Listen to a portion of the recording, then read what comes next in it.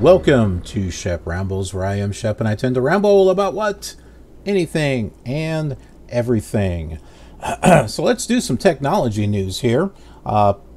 Sort of gaming related, mostly gaming related. This is in regards to the AMD Ryzen 5000 CPU. So if you buy a CPU, and I would say any CPU for that matter, keep the box. I still have the boxes for the CPUs that I bought, unless it was a used one. Usually those don't come with the box, but otherwise I've always kept my boxes, and it's been good reference, especially with me going back and pulling out some old motherboards and trying to rebuild some retro computers. It helps me remember what processors that I've had in the past that I can kind of dig up and Frankenstein something together. But anyways, apparently there seems to be some controversy about a company that's claiming that the AMD Ryzen 5000 chips have an unusually high failure rate. And the writer of this article, Michael Kahn, or maybe it's Can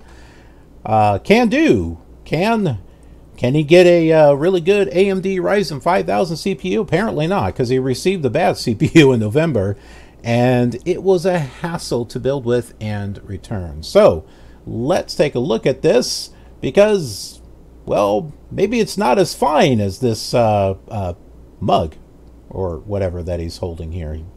So he's like, this is fine. Well, apparently not, according to this article. So apparently the PC desktop vendor Power GPU made the explosive allegation, which set off flame, explosion, wars in the AMD versus Intel debate. WCCF Tech, can you pronounce it? Wixtech was first to report the news. To back up its controversial claim, Power GPU supplied some circumstantial evidence. In a now deleted tweet, the company said of the 320 Ryzen 5000 CPUs it's received, about 6% ended up dead on arrival, meaning they didn't boot up at all. Now 6%, that's a small percent. So, as this guy says, 6% may not sound like a lot, but Power GPU says it's only ever received one dead CPU from Intel. In addition, the batch of Ryzen 5950X chips it obtained showed a higher dead on arrival rate of 16%. So the company, basically they're saying the failure on these new AMD CPUs are still too high. I hope the quality of AMD is not going back down. When I first started building my own PC, I was using AMD chips, and then it was just kind of getting to the point, I got to one point where just AMD was just not working for what I wanted, and that's when I got an Intel chip, and things started to work much better, and I stuck with Intel since then. But I've been interested, if I ever get the money, to build a new computer that would have an AMD Ryzen chip. So you can understand when I came across this article, I was relatively interested. So as you'd expect, the company has since faced a barrage of skepticism from the PC building community, where AMD's Ryzen 5000 CPUs have been all the rage. So then here's what we get to in regards to Mr. Can here, Can Do, his faulty Ryzen 5800X CPU saga. So he bought a Ryzen 5800X CPU back in November. Turned out to be faulty. It wasn't dead on arrival, but instead it just caused a repeated blue screen of death constantly, and it happened on two separate motherboards from Asus and MSI that he tried the processor on. The errors were so bad that they disabled the M.2 NVMe SSD drives on both motherboards, preventing the PC from booting up to Windows 10. Maybe that was the problem. Windows 10, I don't know. I use Windows 7 and Windows 10. I know, call me old. Come on, Windows 7 is still good. It's still good. I have a dual boot system, and I've got stuff that works better on Windows 7 than it works on Windows 10. So that's a thing for me. Hey, at least I'm not on Windows XP. But I am building some retro computers, so is that a big deal? I don't think so. Anyway, I wasn't alone in experiencing the problems, he says. Posts on Reddit and AMD's own forums show that many other customers have encountered similar crashing issues. Now let's get to the part where he talks about the box. He says if you're going to buy an AMD Ryzen 5000 CPU, don't throw away the box if it comes in.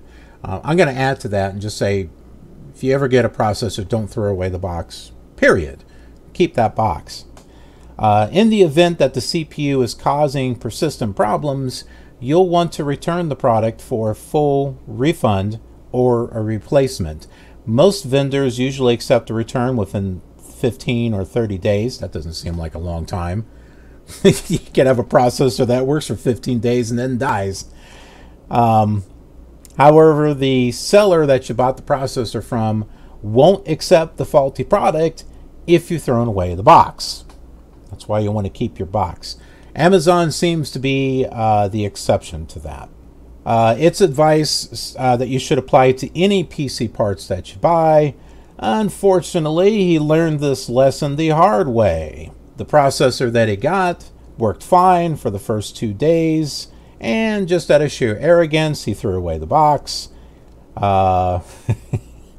And that mistake left him with no choice but to go through AMD's warranty request system in an effort to receive a replacement. And apparently it was not a very fun process. He calls it painful, and that it took over 5 weeks to complete.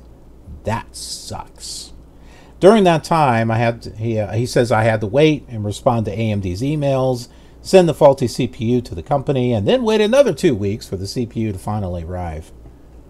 Yeah. But the good news is that his replacement has been working great, and he's not experienced one error since he's installed it in his PC. So the story has a happy end to it. So, hey, do you have a computer that has an AMD chip in it? What kind of AMD chip do you have in there? Have you ever had an Intel chip in regards to maybe the first PC that you bought or maybe made? Did you use AMD? Did you use Intel? Have you had any problems with chips? Hey, let me know in the comments down below. I'm interested. I'd like to hear from you folks. And hey, if you like the video, click that like button. It really helps, as well as subscribing and ringing that notification bell, because hey, you want to be a part of our killer community. We got a good community here, and we're slowly growing, slowly but surely, but it's a very strong community.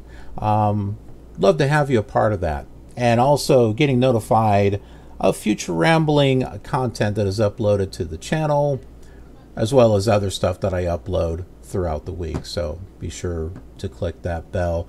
Also down below is all of my social media links, so please check that out. I do some live streaming over on Twitch, so great way to interact with me. So I hope to see you there. Anyways, thanks so much for watching, and I will see you on another rambling episode real soon. Have a killer awesome day.